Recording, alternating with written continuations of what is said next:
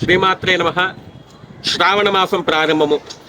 శ్రావణ మాసం అంటేనే ప్రతి ఇంట్లో ఉన్నటువంటి గృహిణులందరూ కూడా ఎంతో భక్తి శ్రద్ధలతో పూజలు చేస్తూ ఉంటారు. కానీ ఈ పూజల లోపల భక్తి కంటే కూడా ఆడంబరాలు అనేటివి ఎక్కువైపోయాయి ఈ మధ్యకాలం లోపల. అది ఏ విధంగా జరుగుతుందంటే, పక్కింటామే వెండి దీపంలో దీపం పెడితే నేను బంగారు దీపంలో దీపం పెట్టాలనేంతగా భక్తి పరాకాష్ఠకు చేరుకుంది.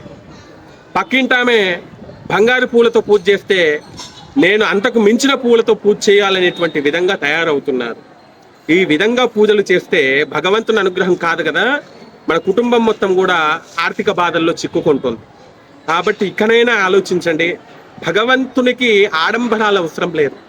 మనసా వాచా కర్మణః, మీకు ఉన్న దాంట్లో భగవంతునికి దీపారాధన చేసుకొని స్ఫటిక బెల్లం పెట్టినా కూడా భగవంతుడు అనుగ్రహిస్తాడు.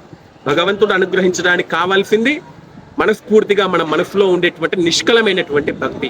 ఆ భక్తితో భగవంతుని పూజించండి, అమ్మవారిని పూజించండి. అమ్మవారి పూజలకై ఎక్కడికెక్కడికో వెళ్ళటం కాదు, మీ గ్రామాల్లో ఉన్నటువంటి దేవాలయాలు సందర్శించండి, భగవంతుని సేవ చేయండి, అమ్మవారి పూజలు చేసుకోండి, అమ్మ అనుగ్రహాన్ని పొందండి అని తెలియజేస్తూ శ్రీమాత్రే నమః.